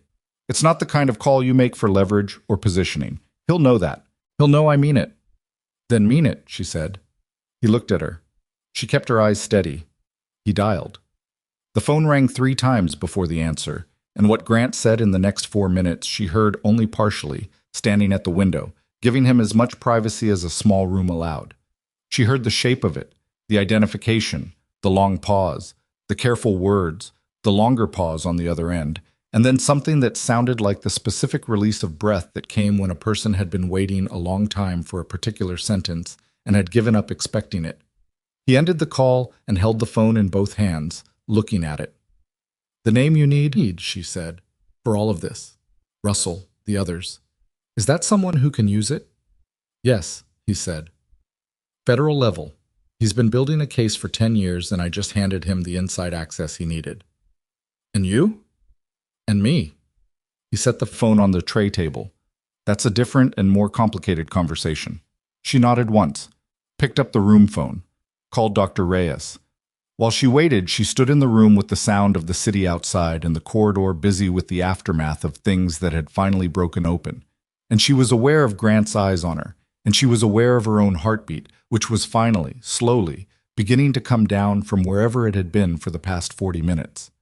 The door opened and Dr. Reyes came in, and his eyes went immediately to the overturned monitor cart, and then to Grant's face, and then to Claire, who handed him the chart with the expression of a nurse who had seen a significant amount in the last hour and was still standing. Reyes looked at Grant's color, at the way he was holding his left side, and said, "I need a new imaging set."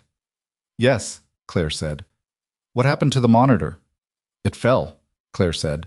Reyes looked at her. She looked back.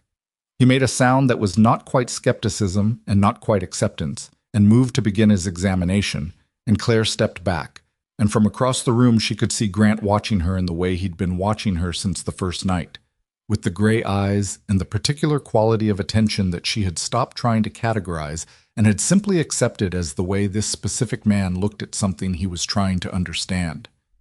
She turned to the window. The city below was doing what it always did, indifferent, continuous, moving through itself without awareness of the room above it or the people in it or the shape of what had just turned, irrevocably, in one direction rather than another. In the corridor she could hear Russell Kane's voice, controlled and minimal, answering a question she couldn't make out. In the room behind her she could hear Dr. Reyes telling Grant to breathe, and Grant breathing the way the instruction required, and the sound of it, measured and deliberate, was the sound of a man who had decided to stay in his own body for reasons he was still working out. She pressed her forehead briefly against the cold glass of the window. Her hands had stopped shaking. She stayed at the window until Reyes finished the initial assessment, and when she turned back to the room, Grant was looking at her still, and the expression on his face was something she had not seen on it before, something that had nothing to do with calculation or pain or the grinding arithmetic of survival. It was something much simpler than any of that, and much harder to look at directly, and she looked at it anyway because she had learned in the last 3 days that looking away from difficult things was not something she was built for. Outside in the corridor, Russell Kane sat in a chair with his hands in his lap and his pale eyes on the floor, and the weight of 30 years was on him in a way that was visible even from a distance. And somewhere across the city, in an office full of screens and documents, Elaine Park was discovering that the accounts she had been moving were frozen, that the routing had failed, that the exit she had constructed with such careful patience over 2 years had closed in the last 20 minutes. And the decision she now faced in the aftermath of that discovery was going to set in motion the final sequence of everything. And in room 12, Grant Holloway lay back against the pillow that Claire adjusted without being asked, and he closed his eyes, and he breathed, and he waited for what came next with the specific stillness of a man who had finally, at the end of a very long road, decided to let what came next be something different from everything that came before. Elaine Park was arrested at O'Hare International Airport at 6:43 in the evening. Claire heard about it the way she heard about most things that happened outside the hospital walls during that period, secondhand, in fragments, through the particular telephone of a situation that had spread beyond the room where it started. A detective named Okafor told her, standing in the corridor outside room 12 with his notepad and his careful eyes, that Ms. Park had been attempting to board a flight to Zurich with 2 carry-on bags and a one-way ticket purchased 40 minutes earlier, that the accounts she had been attempting to drain had been frozen before she could complete the transfers, that she had said nothing at the gate, nothing in the security office, nothing in the federal vehicle that transported her downtown, and that her silence had the specific quality of a person who understood exactly how much trouble they were in and had decided that words were no longer useful. Okafor wrote things down while he talked, which Claire found she didn't mind. He was precise and unhurried, and he seemed to understand that she was telling him everything she could and holding back only what she genuinely didn't have. "The forged transfer documentation," he said. "You flagged that before any of this escalated." "Yes." "That's in the compliance record, time-stamped." "Yes." He nodded, made a note. "You understand you're going to be asked to testify, probably more than once depending on how the federal piece develops." "I understand. It's going to be a long process." "I'm a nurse," she said. "I'm accustomed to long processes with uncertain outcomes." He looked at her for a moment. Something in his face that wasn't quite a smile but was in the neighborhood of one. She was beginning to recognize that as a particular expression that certain people's faces produced when she said something that landed differently than they expected. "All right," he said. He closed the notepad. "That's enough for tonight." She went back in to check Grant's vitals. The new imaging had confirmed what Reyes suspected. The third rib had indeed cracked further during the incident with the monitor cart, which put Grant in the category of patients who needed to stop moving and actually mean it this time. Reyes had been direct about this, in the particular way that doctors were direct when they had said something twice already and were prepared to be less polite about it. Grant had listened to Reyes with the expression of a man receiving information he already knew and had decided to comply with, which was a different expression from the one he'd worn the first time Reyes had told him to stay in bed. He was lying down when Claire came in, actually lying down, flat, with the particular quality of stillness that this time felt like a choice rather than a performance. She checked his blood pressure, his oxygen, the wound dressing on his side that needed to be changed, and she changed it with the efficiency of practice, her hands moving through the process without requiring her full attention. "Elaine was arrested," she said. "I know." He'd heard from Okafor, too. "And the men Russell sent, both in custody," he said. "The taller one has a broken collarbone." She absorbed that. "The monitor cart." "Yes." She finished with the dressing and taped it down and stepped back. "You could have been seriously hurt," she said. "Moving that cart with your ribs. I know." "Could have punctured Claire." She stopped. "I know," he said again, quietly. Not dismissive. The kind of quiet that acknowledged something fully and was asking to move past it because dwelling wasn't available right now. She moved past it. "Russell hasn't said anything," she said, "to the police." "He won't tonight," Grant said. "Russell thinks in 24-hour cycles. He'll spend tonight calculating what he has left and what he can offer and what he needs to protect. And by tomorrow morning, he'll have a position." A pause. "He'll give them something. He's too smart to give them nothing, but he'll take his time building the package." "And the federal contact you called?" "He'll be here tomorrow. Grant said. With other people and a lot of paperwork. She nodded. She stood in the room for a moment in the particular way she had been standing in this room for days. Not quite ready to leave, not quite able to identify a clinical reason to stay, navigating the space between her job and whatever the last 4 days had produced that was not her job. Go home, Grant said. She looked at him. Your shift ended 40 minutes ago, he said. Before Okafor came. Go home. I'm fine. You've been on your feet for 11 hours and you just helped take down 2 men in a hospital room, he said. Go home, Claire. She stood there another moment. There'll be someone on the floor overnight? She asked. Meaning not medical staff. She knew there'd be medical staff. Meaning the other kind. Okafor left 2 officers, Grant said. One in the corridor and one at the elevator. A pause. I'll be here in the morning. It was a strange thing to say, I'll be here in the morning, with the particular weight that he put on it, and she understood that it was not a simple statement of logistics. It was something else. A commitment of some kind, though to what exactly she couldn't fully articulate. She picked up her coat from the chair. At the door she stopped. It had become a habit, stopping at the door of room 12 on the way out, turning back. She'd done it 4 days in a row, and each time it had produced a conversation she hadn't expected. This time she turned back and he was already looking at her, which meant he'd been watching her walk to the door, and she'd known he was watching and had walked to the door anyway. Get some sleep, she said. Same to you, he said. She went home. She ate actual food for the first time in what felt like days. Eggs standing over the stove, not thinking about anything in particular or thinking about too many things for any one of them to surface clearly. She showered. She sat on the edge of her bed and looked at her hands for a long moment, the hands that had pressed an alarm panel and put a shoulder into a man's chest and changed wound dressings and adjusted IV lines and done 100 ordinary things in the middle of extraordinary ones. They looked the same as always, a little dry from the hospital soap.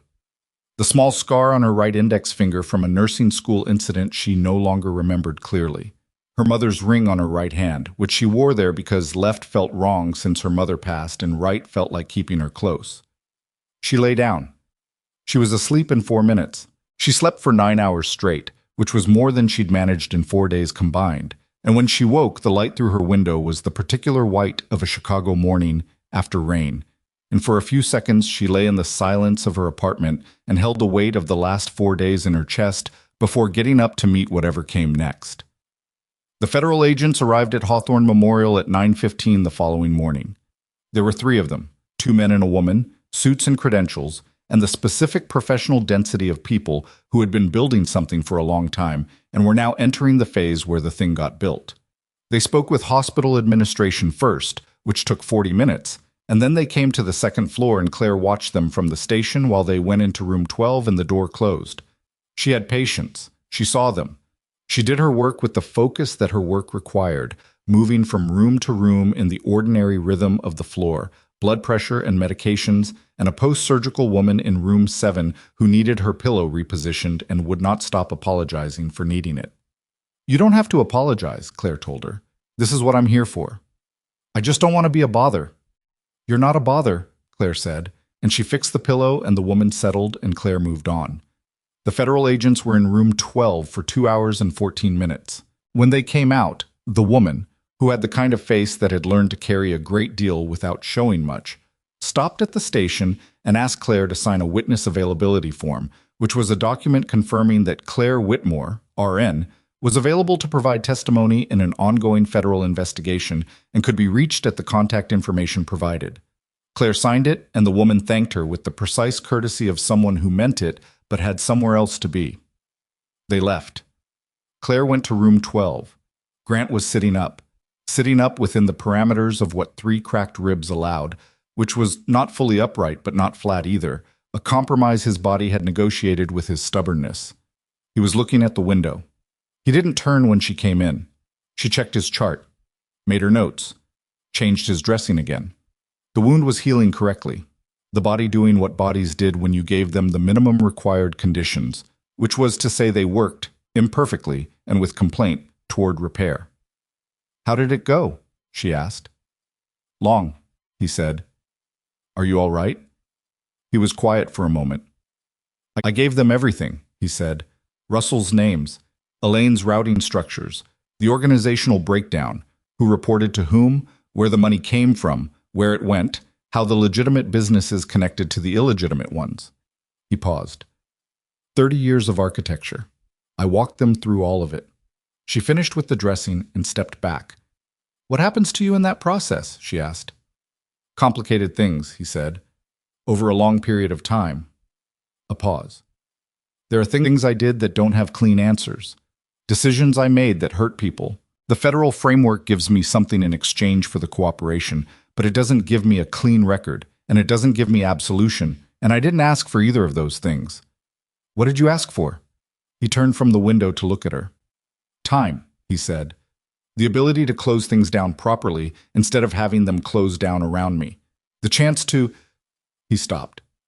There are people in the organization who aren't Russell, who worked for me because they were good at the work, and because I paid them fairly, and because the structure I built, for all its problems, was stable and predictable, and gave them something to stand on. A pause. They didn't know what Russell was doing. Most of them didn't know what I was doing at the level that matters legally. They just worked. He looked back at the window. I asked for consideration in how those cases are handled. That was what I wanted. She sat down in the chair. Did they agree? Partially, he said, which is more than I had any right to expect. The room was quiet for a moment. Outside, the Chicago morning was moving through itself, the lake light coming in off the water, and the traffic building, and somewhere in the city, Russell Kane was sitting in a room answering questions, and Elaine Park was sitting in a different room doing the same, and the machinery of consequence was running, slow and thorough, the way it always ran when it finally started. Russell gave them a statement this morning, Grant said, before the agents came here. He gave them enough to confirm what I provided and added details I didn't have. A pause. He's going to spend time in prison, significant time, and he knows that, and he gave the statement anyway, and I've been sitting here trying to figure out what that means about him. What do you think it means? He was quiet for a long time. I think he got tired, Grant said, of carrying what he'd done, of waiting for me to find out, of... He stopped. 30 years is a long time to be second, and I never asked him how he felt about it, not once in 30 years. He pressed his mouth together. That doesn't excuse what he did. I'm not excusing it, but I've been sitting here for 2 days wondering how something that big grew that close to me without me seeing it, and the answer I keep coming back to is that I never looked. She sat with that. You can't look at everything, she said. I should have looked at that. She didn't argue with it. It was probably true.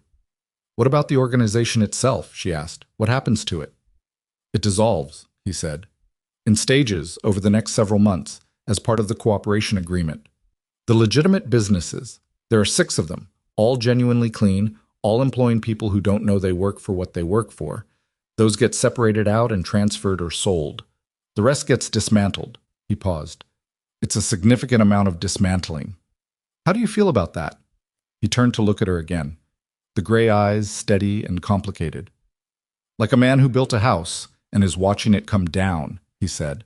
And also like a man who built a house on ground that was never going to hold it and is watching it come down because it was always going to eventually. A pause. Both of those at the same time. She nodded. He looked at her for a moment.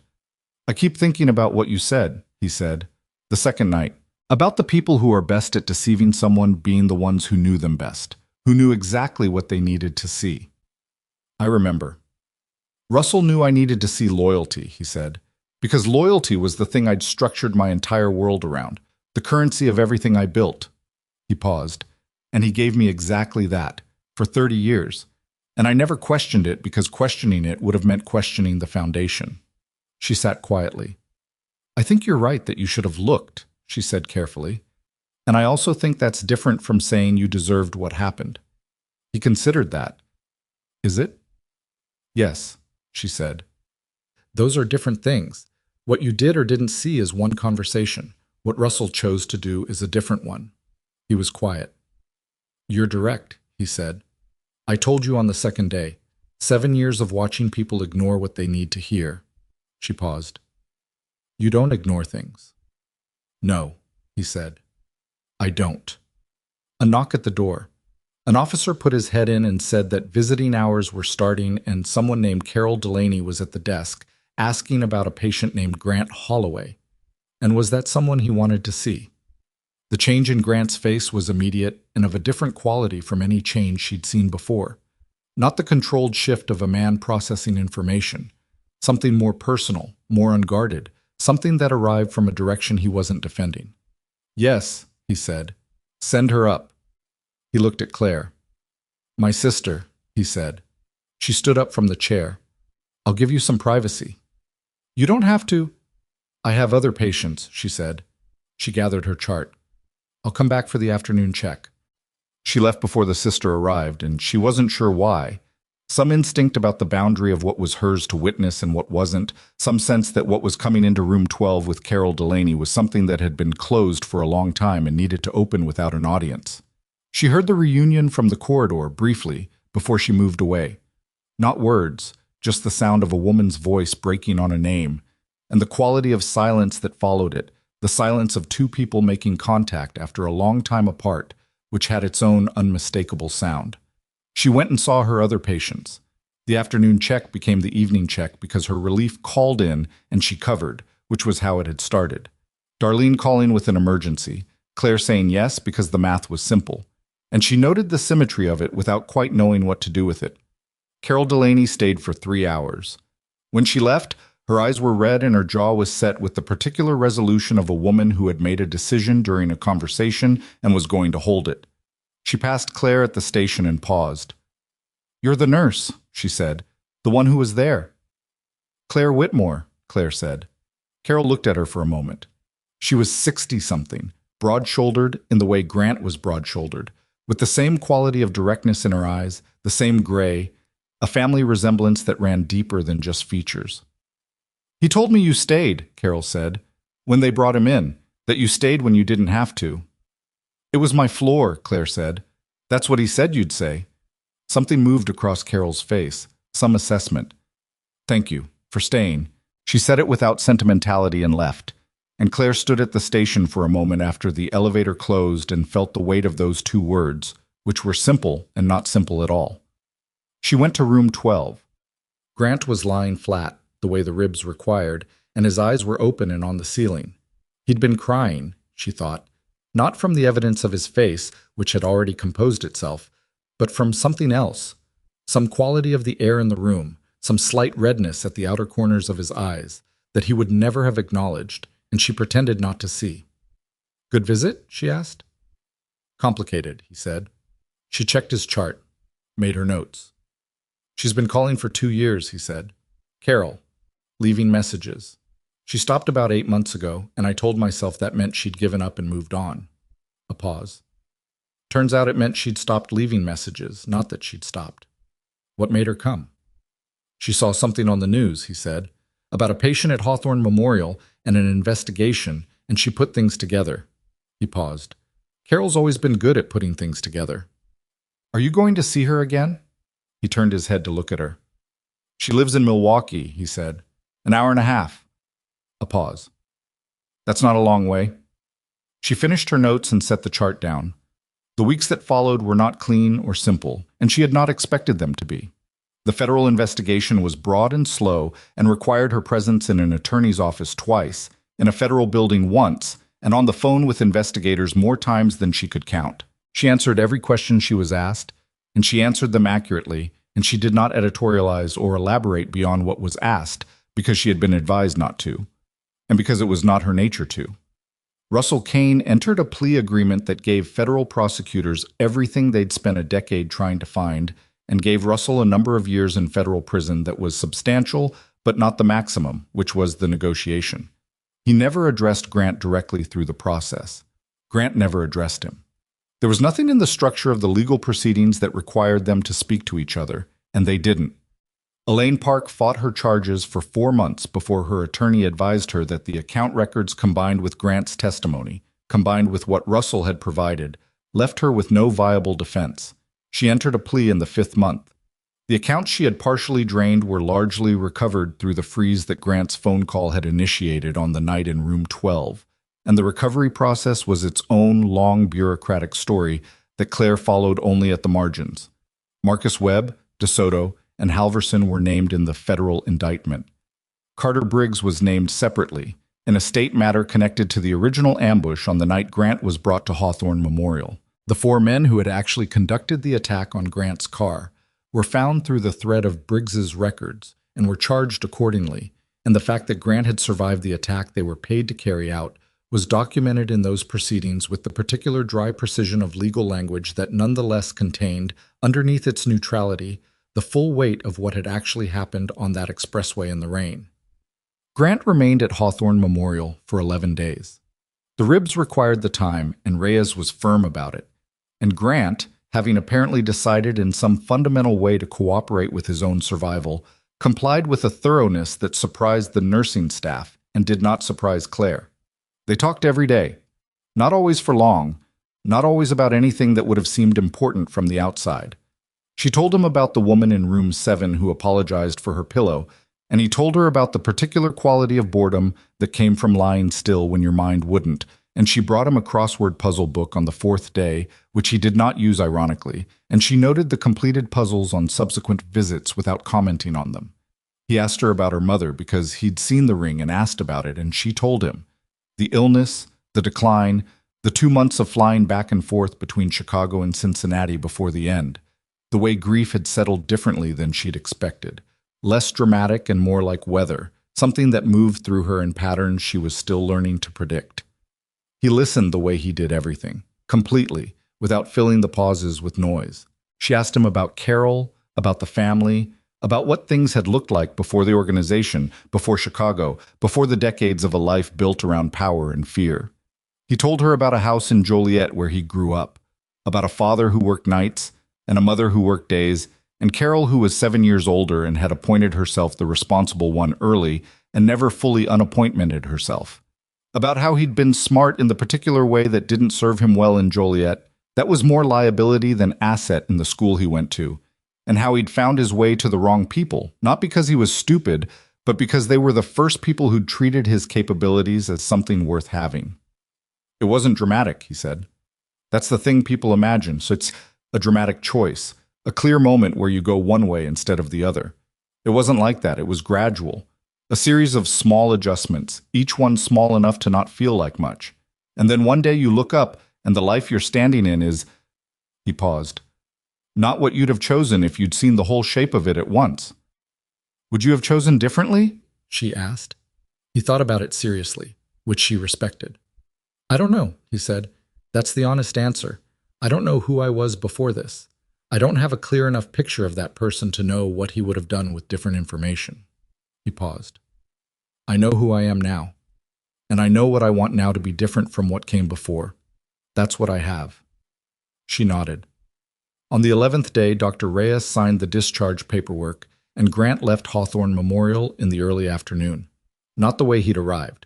No convoy, no men in dark clothing, no private elevator. He left through the main entrance with Carol, who had driven down from Milwaukee that morning, and a bag that the hospital social worker had helped him assemble because he'd arrived with nothing. Claire walked him to the elevator. They stood in the corridor for a moment while Carol waited at the elevator bank, tactfully examining something on her phone. Thank you, Grant said. She could feel everything he was putting into those 2 words. The weight of all of it, the full accounting of what the last 11 days had contained. She didn't try to deflect it. You're welcome, she said, and meant it. He looked at her for a moment, the gray eyes clear and serious. I'm going to Milwaukee for a while, he said. Carol has a house. Space. A pause. It's a place to be while the legal process works through everything. That sounds like the right idea, she said. After that, he paused. I don't know exactly. There are things to close down, things to hand over, decisions to make about what the next chapter looks like when you're 62 and starting from something close to nothing. That's not nothing, she said. Starting over isn't nothing. He looked at her. No, he said. It isn't. The elevator arrived. Carol looked up from her phone and then very deliberately looked back down at it. Grant turned toward the elevator, stopped. I don't know how to do this, he said. He wasn't looking at her. He was looking at the elevator door. Whatever this is, what you say to someone who stayed when they didn't have to and kept staying and... He stopped, tried again. I don't have a framework for this. You don't need one, she said. Just go to Milwaukee, get better, figure out what comes next. He turned to look at her. And then? He said. She held his gaze. And then you know where I work, she said. Something moved across his face, the slow arrival of something that had nowhere to be in a hurry, that was not afraid of the distance between where they were standing and wherever they might end up. He nodded once. He got in the elevator. She stood in the corridor and watched the doors close. The floor was quiet around her. The particular quiet of a hospital in the afternoon, the machinery of it running underneath the surface the way it always did. Call lights and distant footsteps, and the soft mechanical breath of equipment doing what equipment did. Ordinary, continuous, indifferent to the shape of what had just walked out the main entrance. She stood there for a moment longer than was necessary. Then she turned and went back to her patients. The months that followed had a different texture from the months before them, though she couldn't always specify why. She worked her shifts. She covered when Darlene needed coverage, and she let Darlene cover for her when she needed it. And the floor moved in its rhythms, and she moved in hers. Okafor called twice with follow-up questions, and she answered them. The federal attorney called once, and she answered those too. The case built itself in the background of her life, a large, slow-moving structure that she was adjacent to but not inside. She thought about room 12 sometimes, the particular quality of those 11 days. The way something had happened in that room that didn't have a clean category. Not professional, not personal exactly. Something that had grown in the specific conditions of crisis and proximity, and two people who didn't look away from difficult things. She thought about the gray eyes, about the jaw working through difficult information, about a man on the edge of a hospital bed saying, "I don't have a framework for this," with the specific vulnerability of someone who had spent decades needing to have frameworks for everything. She thought about those things, and then she went to work, and she saw her patients, and she fixed pillows for women who apologized for needing them fixed, and she told them what she told everyone who said it. This is what I'm here for. It was true. It was always true. She was built for it, for the staying, for the presence, for the particular form of attention that required you to be fully in a room with someone who was in pain and not flinch from any of it. She had always known that about herself. What she had not known, until room 12, was that the capacity extended further than she'd tested it. 1 year after the night Darlene had called about a fever, and Claire had driven to Hawthorne Memorial in the rain, she came off a late shift at 6:15 in the evening and walked through the main lobby and out the front entrance into the October air. She stopped. The rain was doing what Chicago rain did in October, steady, cold, indifferent, turning the streetlights into things that bled light onto the wet pavement in wide, soft circles. The city smelled like wet concrete and the lake, and the particular smell of a place that had been a place for a long time. Grant Holloway was standing at the bottom of the hospital steps. No car, no driver, no men standing at angles around him. Just Grant, in a coat that was different from the one she would have imagined. Something plain, dark, functional rather than expensive, with his hands in his pockets and the rain on his shoulders and his gray eyes on her face. She came down the steps. She stopped 2 steps from the bottom, which put her close to his eye level, and they looked at each other for a moment in the rain, which was coming down between them and over both of them and didn't distinguish. "Milwaukee?" she asked. 4 months, he said. "It was what I needed." A pause.